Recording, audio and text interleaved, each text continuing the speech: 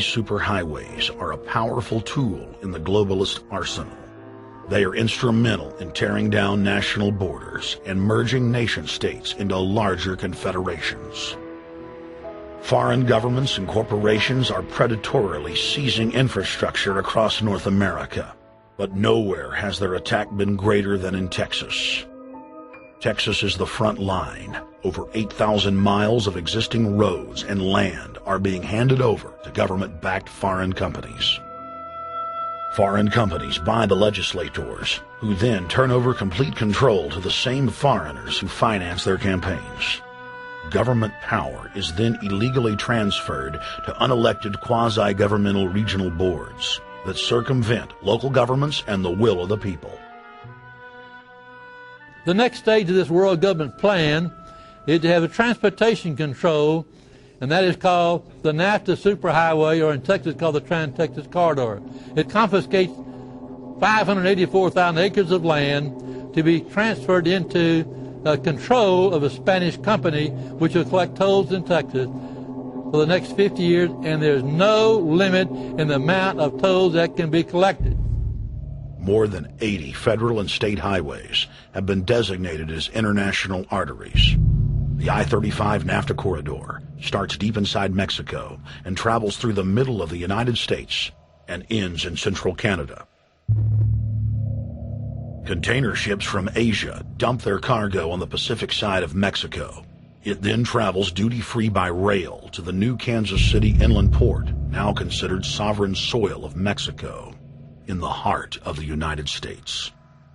Under international agreements, predominantly foreign companies are placing tolls on already existing paid-for roads. Federal, state, and corporate documents show that they will then use the revenue raised to build up the transportation infrastructure of Mexico, not the United States or Canada, so foreign-made products can pour in even faster from Mexico. Revenues raised will also be used to fund the fledgling North American Union and its growing bureaucracy. Bottom line, they're using our own money to enslave us. First of all, they're proposing a North American tribunal, which would be similar to what we have in Chapter 11 of the NAFTA agreement, which is trumped by international law. The U.S. Supreme Court and our Constitution could potentially be rendered invalid, and what we would have is new North American business law that would trump what we have here in the United States. What is also interesting to note that the NAFTA headquarters is in Mexico and controls the United States trade and rules against the United States Congress, and no one seemed to challenge it. It's very probable and probably inevitable that our right to bear arms would be challenged in a North American court. So this is just an example of what's happening and what's being proposed.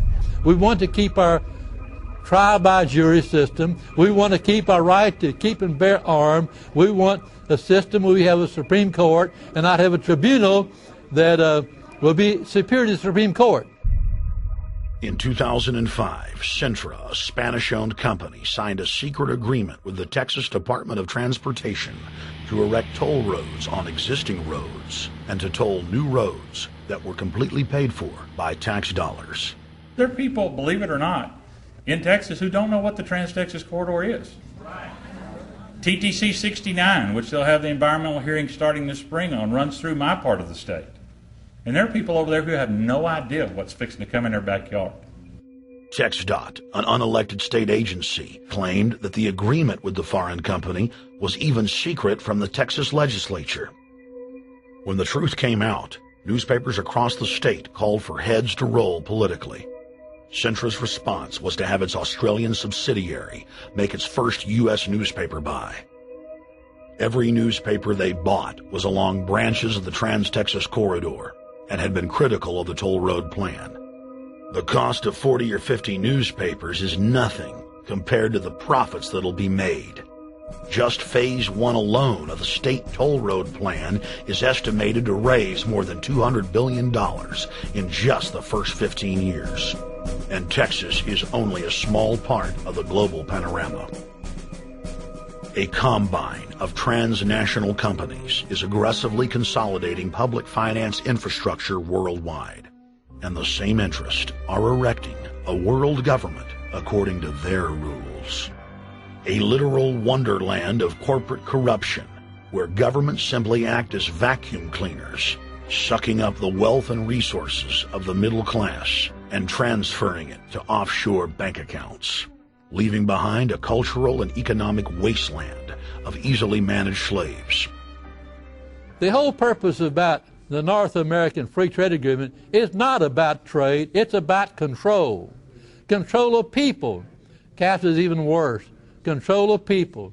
It's not about trade, it's subsidized trade with taxpayers' funds. This thing started here. And to save this country, we kill this damn thing here. To stop it here in Texas, we stop the New World Order right here in Texas. Polls consistently show that over 90% of the people are against the NAFTA highway systems and its toll roads. As the people learned of the threat, they got angry and took action. Our ranch is part of the original Spanish land grant, and I would love to not have to give it back to Spain.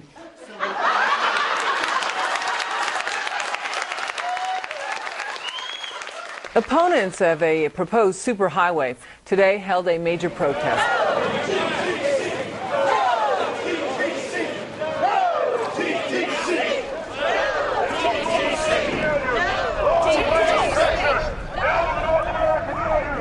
A majority of Texas counties have voted to resist the plan for a North American Union and have vowed to block the construction of its infrastructure. Heck, we already know in a law that was passed by a subservient United States Congress, where practically nobody in the entire Congress stood up and said no, they've already passed a law saying all their driver's licenses are going to be chipped. Well, I'm telling you right now, I'm not going to carry in a driver's license that's got a chip in it so Big Brother can watch everywhere I go and shoot and see everything I do. No, no, hell no. No, all of it. No, no. We, the people, own this plot of ground. We, the people, own those trees there. We, the people, own our beautiful Texas, and we are not going to let a bunch of crooks and robber barons take our beautiful Texas away from us. Hell no! Hell no! No, no, no!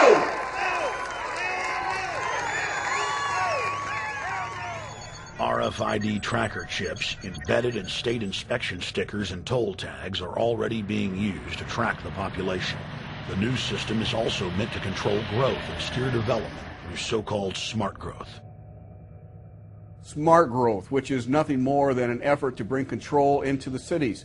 You have the rewilding of America and the Wildlands Project, the Convention on Biological Diversity, which is to control our rural population.